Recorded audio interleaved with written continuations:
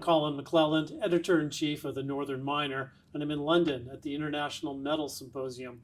I'm with Element 29's President and CEO, Richard Osmond. Richard, nice to see you. How are you doing? Very well, thank you. It's a pleasure to be here. We're interested to hear about your Elida project in Peru. You're getting some permitting organized for some more drilling there. Tell me what's going on. Yeah, Elida has been our flagship project for quite a while. We put tons on the books, resource estimate back in 2022. We're currently trying to expand on that. So we just raised roughly $10 million in Q3, and we started drilling back in that late Q3 as well. And we're actively drilling and looking to complete a 7,000 meter drill program. Now that's to expand upon an initial mineral resource of 321.7 million tons, right? At grading 0.32% copper plus 0.03 molybdenum and 2.61 grams per ton silver. So how's it looking? Well, we're excited. Since 2022, we've done 3 drill programs, and right. I think we're internally doing the math, and we think that we can potentially at least get that resource estimate up well above where it is now, certainly at a 0.2 cutoff, and also I think we can increase the grade.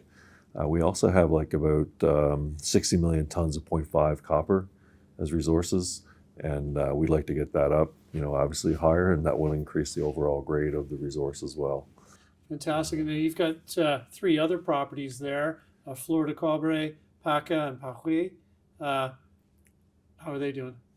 So we're essentially trying to get the drill permitting done for most of those projects to get them into the pipeline. So our Flor de Cobre project, we have the drill permit, at least the environmental permit in place there, and that's valid for another 4 years. So we're hoping to get in and do some drilling in that project within the next year, if we can, depending on how things go. And Paca, we're moving through the drill permitting process as well. We had a baseline study work done. We're trying to get all this done before the election cycle starts in Peru, which is probably in mid-2026. Right. Then now you've had more than 25 years experience. You had your hand in with Vale's Voss's Bay and Glencore's Raglan. Tell me how that experience is helping you leverage opportunities there in Peru. Yeah, well, I worked mostly on the nickel side of things in the early part of my career. I've been involved in, helping to drill off, the resources at Voisey Bay from pretty early on, and also at Raglan. In both cases, you get to see exploration from the really early stage all the way up to the in mine, where we're replacing tons and doing feasibility studies. And that's been very helpful when, I decided to move out of nickel and get into copper because I could really see there was, every time the price of nickel went to a certain price, there would be all these nickel laterites would become economically viable. You don't have that sort of infinite amount of copper sitting in inventory that can come online. So, we've just felt there was a copper crunch coming, and we wanted to get into a world-class mining jurisdiction to, build a pipeline of projects. And that's maybe part of your 30-second elevator pitch about the company and why people should be invested in Element 29.